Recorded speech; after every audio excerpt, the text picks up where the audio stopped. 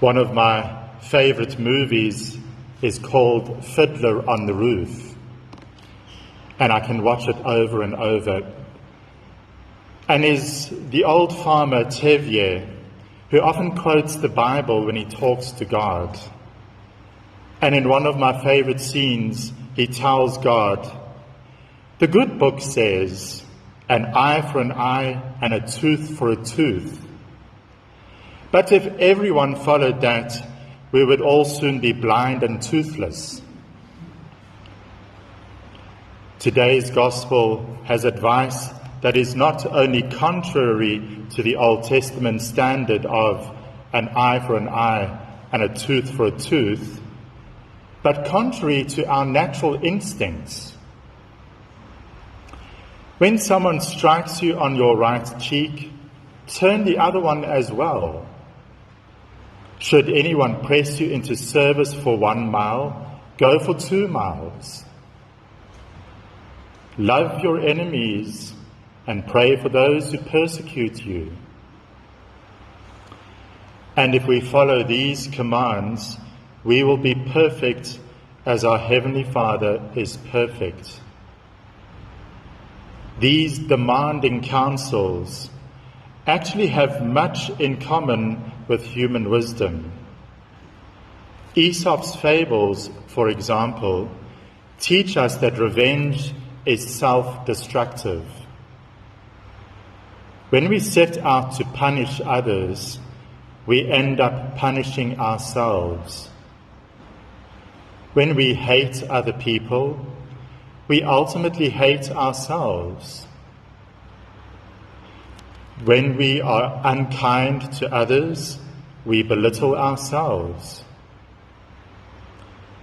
If one of Uncle Remus's stories, Brer Rabbit meets a tar baby on the roadway, he tells the tar baby to get out of his way. But the doll of tar does not move or answer him. Again he demands, and again the doll is silent. This angers the rabbit to the point that he strikes the doll, and his paw gets stuck in the tar. Now, more incensed, he kicks the tar baby, and his foot sticks to the doll. He hits and he kicks the doll until he is completely stuck and paralyzed.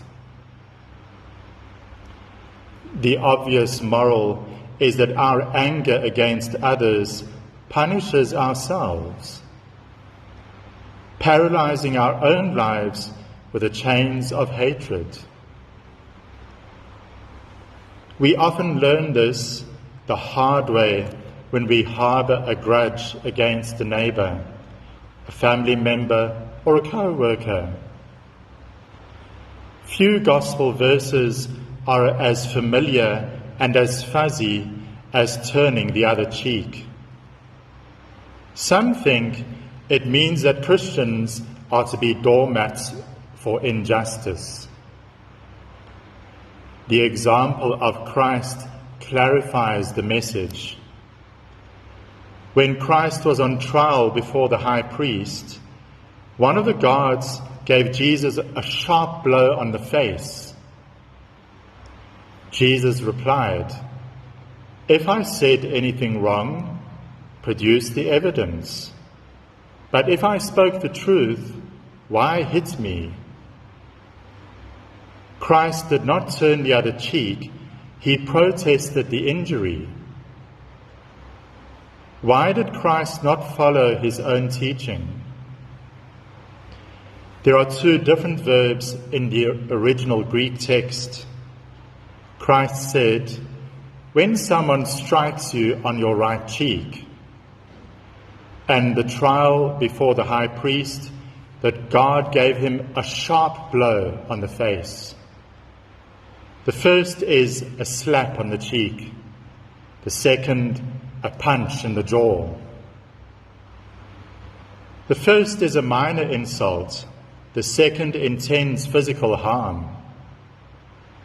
To turn the other cheek means to absorb a minor insult, to avoid escalating a confrontation and so offer a way to peace. We have all experienced such slaps on the cheek, verbal more than physical, and we were tempted to retaliate. But if we swallow our pride, bite our tongue, ignore the slight, we turn the other cheek and give peace a chance. The Gospels do not teach that Christians should be doormats for injustice. Rather, we are to protest injustice, but not by returning violence with violence. The Old Testament, an eye for an eye and a tooth for a tooth, could lead to a world where everyone is blind and toothless.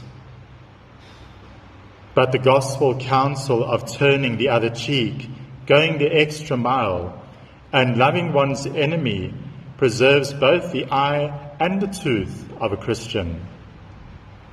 It offers a clear vision of faith, and it puts real teeth in our demands for justice.